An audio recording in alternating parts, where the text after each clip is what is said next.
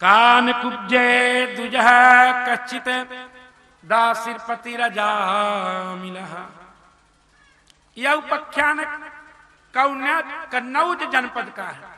उत्तर प्रदेश में लखनऊ के पास एक कन्नौज नामक जनपद है।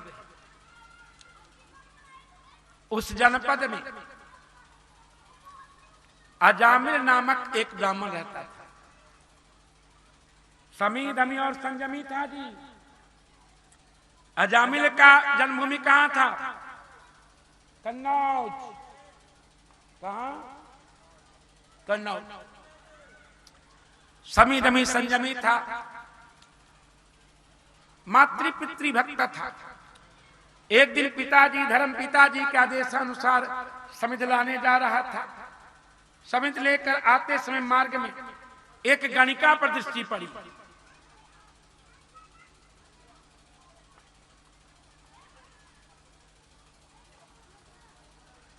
जिस गणिका के साथ एक शूद्र नशा के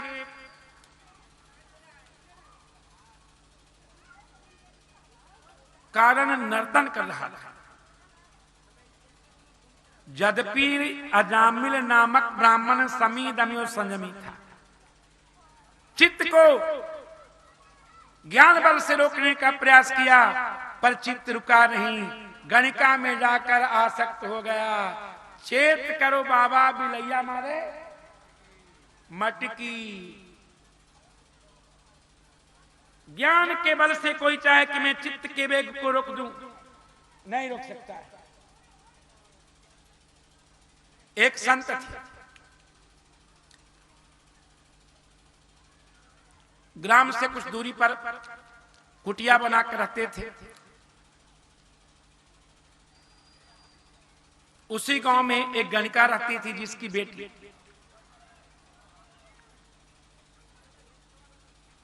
बकरा बकरी पालन का कार्य करती थी। वो दैनिक बकरा बकरी चारण करते हुए बाबा के कुटिया पर आए और एक ही प्रश्न करे, बाबा ओ बाबा तुहां लाली, आपकी दाढ़ी अच्छी कि मेरे बकरे की दाढ़ी अच्छी? अब एक ही बात रोज पूछे। बाबा जी कहें कि बेटी जब समय आ गया तो बता दूंगा। बाबा जी की दाढ़ी थोड़ी थी, इन बाबा जी ऐसे, आपकी दाढ़ी अच्छी कि मेरे बकरे की दाढ़ी अच्छी? जब बाबा का मरने का समय आया ना पंडित जी, तो गांव वाले को पता चला। गांव वाले बाबा की कुटिया पर आए, बोले बाबा जी आप अपनी अंतिम इच्छा बता लो। बाबा जी ने कहा उस गणिका की पुत्री का दर्शन करा दो। उस वेश्या की कन्या के दर्शन करने का अंतिम इच्छा रह गई। अब तो ग्रामीणों में चर्चा होने लगी, अरे इनको तो हम लोगों ने महान संत समझा था, न जाने कब से चक्कर इसका गणिका के पुत्री के साथ। ऐसे लोग होते हैं ना। अब चर्चा काना खुशी होने लगी। ठीक है भाई, ये बाबा की इच्छा है। तो ग्रामीणों ने गणिका पुत्री को बुला कर लाया। बोले बेटी, ओ बेटी। हाँ बाबा, थोड़ा मेरे निकट आना। गणिका पुत्री आई। बेटी तुम मुझसे क्या पूछती थी? बाबा मैं तो एक ही बात पूछती थी, पर आपने तो अभी तक उत्तर दिया नहीं। अब आपका शरीर भी शांत होने वाला है। मेरा प्रश्न था कि आपकी दाढ़ी अच्छी की बकरा की दाढ़ी अच्छी? एक बकरा रखा होता, कई बकरी। तो बेटी तुम्हारे कामी लोभी पामर पशु से मेरी दाढ़ी कोटि गुना अच्छी है। गणिका पुत्री बोली, तो बाबा अभी तक जवाब तो नहीं दिए। बेटी मन में एक भय था, कहीं इस श्वेत दाढ़ी में कलंक न लग जाए, दाग न लग जाए। हमारे दादा गुरु परमाचार्य स्वामी प्रांशाचार्य कहते थे कि संसार काजल की कोठी है। जो इस संसार में आया कोई भी ऐसा व्यक्ति नहीं जो दाग रहित रहा। कुछ ना कुछ दाग सबको लगेगा। काजल की कोठी में आओगे, काजल लगेगा नहीं लगेगा तो लगा देगा। त्रेता युग की बात है। परम पवित्र श्री किशोरी जी को जब दाग लगा दिया, धोबी ने क्या कहा? धोबी ने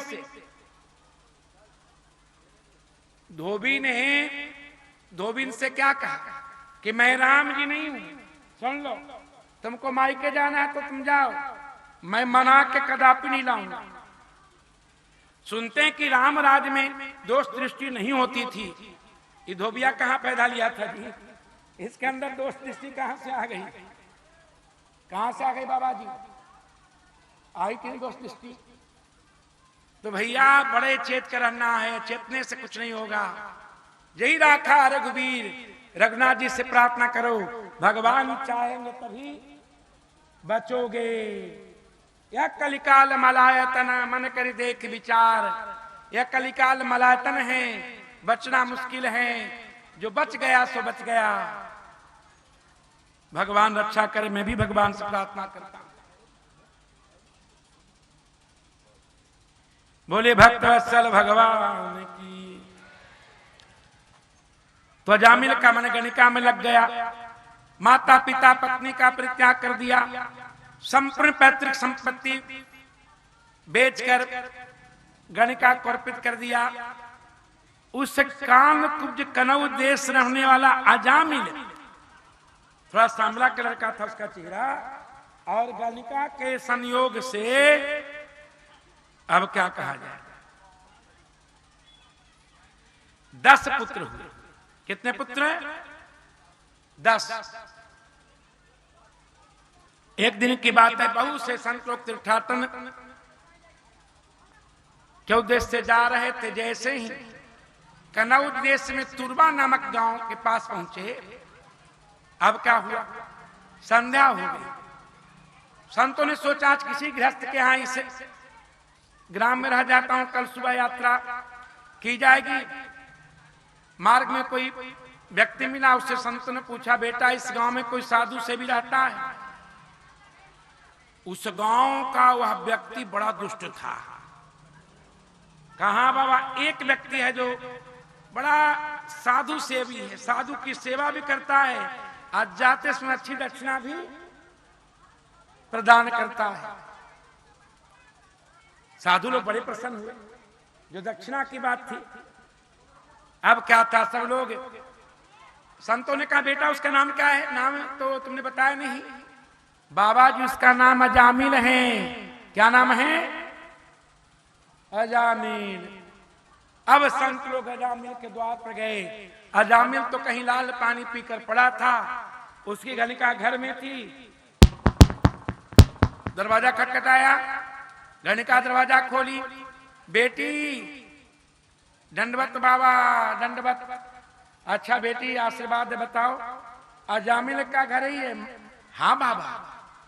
अरे बेटी हम लोग तीर्थयात्रा के लिए इधर अयोध्या जी से वृंदावन जा रहे थे, आज तुम्हारा गांव बीच में मिल गया। हम लोग सोचे कि इसी गांव में निवास करूं। किसी व्यक्ति से पूछा, बड़ा भला मानुष था, उसने तुम्हारे पति का नाम बताया कि अजामिल है ना। समझ रहे हो तुम लोग? अजामिल बड़ा साधु सेवी, साधु की सेवा भी करता, जाते समय दक्षिणा भी प्रदान करता है। गणिका हंसना कि बाबा आप गलत जगह पर आ गए। अरे हमारे पति देव तो आकारात्रे संपन्ना, ये 3 गुणों से संपन्न है, बड़े विशिष्ट विशिष्ट गुण धारण करते हैं। क्या बेटी? तो एक नंबर के कबाबी हैं। अच्छा, दूसरा गुण क्या है? तो 1 नंबर के शराबी हैं। अच्छा, ये गुण भी है। अच्छा, तीसरा गुण क्या है? तो 1 नंबर के तवाबी भी हैं।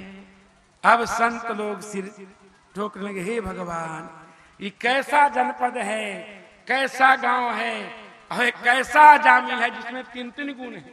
1 नंबर के मांसाहारी, एक भी अंडा नहीं छोड़ता था, संडे हो या मंडे रोज खाता था अंडे, है ना, मांस हो मछली हो, एक भी देसी हो विदेशी हो, सब प्रकार के शराब पीता था। धुआं रहे पानी रहे, सब तरह के गुण उसमें थे। साधु लोग बोले, बेटी हम लोग गलत जगह पर आ गए। पेशा से गणिका थी, लेकिन भगवान की भक्त उसके हृदय में थी। गणिका बोली, बाबा अरे एक गुण तुम्हारे पति में, मुझ में तो नहीं है। आप लोग विश्राम कीजिए, देखियो मेरा बैठक को विश्राम कीजिए। अच्छा बाबा जी बताइए, आप लोग तो मेरा बनाया हुआ प्रसाद ग्रहण करेंगे नहीं, क्योंकि आप लोग पवित्रता पूर्वक प्रसाद बनाते हैं, ठाकुर जी को भोग लगाते हैं, आप प्रसाद पाते हैं। हाँ बेटी ठीक है, तो अन्न की व्यवस्था कर देती हूं। अब गणिका बाबा जी को क्या कहा जाए, जो भी बाबा लोग के प्रसाद पाने की इच्छा थी सब व्यवस्था कर दी। संत लोग प्रसाद बनाए, ठाकुर जी को भोग लगाए, पाए, सैन किए, प्रातः काल उठे, स्नान आदि से निवृत्त होकर परस्पर विचार करने लगे कि हम लोग इसका अन्न खाएं, इससे इसका कल्याण होना चाहिए। संतों ने अजामिल को बुलाया, बेटा अजामिल, दिखाई नहीं पड़ता, कहीं छिप गया क्या? ओ बेटा अजामिल। गणिका बोली अजी सुनते नहीं हो, संत जन बुला रहे हैं। हाँ हाँ सुन रहा हूं। अब क्या था अजामिल, संतों के पास क्या, जनवत महाराज जी, ब्राह्मण तो ही ब्राह्मण था, पथभ्रष्ट हो गया। बेटा एक बात बताऊं, तुम हम लोगों की बात मानोगे? जी महाराज जी, इस बार जो पुत्र हो उसका नाम नारायण रखना। क्या रखना? क्या उसका क्या नाम रखना? क्या? नारायण। ठीक है महाराज जी, दसम पुत्र हुआ, नाम नारायण रखा। संत जन चले गए। एक दिन की बात है, नारायण कीड़ा कर रहा था, ये अजामिल खटवा यानी खटिया पर विश्राम कर रहा था। उसी समय यम के द्वारा भेजे गए 3 दूत अजामिल के सामने प्रत्यक्ष हो गए। ओ नुकीले नुकीले नाखून, संपूर्ण शरीर में अस्थि मात्र और भयंकर भयंकर घुंघराले घुंघराले बाल दौड़ी। अब क्या था, हाथ में पास जैसे ही यम के दूत अजामिल के ऊपर पास फेंकर अजामिल को बंधन में बांधा और बांधकर नरक ले जाने के लिए उद्यत हुए। ये अजामिल उनके उग्र रूप को देखकर बड़े भयभीत हुए और अजामिल ने अपने पुत्र का आह्वान किया, नारायण, नामाभास किया, नारायण एक बार। अब क्या था, भगवत पार्षद प्रकट हो गए, पास को काट दिया। यमदूतों ने कहा, भैया तुम लोग कौन हो? किम देवा उपदे बाबा, कोई देवता? हम लोग देख रहे हैं कि आप लोगों का शरीर श्यामला है, उस पर पीतांबर सुशोभित हो रहा है, 4 भुजाएं हैं, शंख चक्र आदि अलंकृत हैं। भगवत दूतों ने कहा, तुम लोग कौन हो? यम का दूत था भाई। अहंकार तो बोला, आप लोग हमको नहीं जानते। अरे हम लोग के डर से तो दुनिया डरती है। हम लोग जमराज के दूत हैं। किसके दूत हैं? किसके दूत हैं? अच्छा अच्छा, आप लोग जमराज के दूत हैं। हाँ? भगवत पार्षदों ने कहा, तो आप लोग जमराज के दूत हैं, हम लोग कैसे मान जाएं? ठीक है, तो यदि आप लोग जमराज के दूत हैं तो यूयम वही धर्मराजस्य यदि निर्देश कारिणः ब्रूता धर्मस्य नस्तत्वं यच्चा धर्मस्य लक्षणम।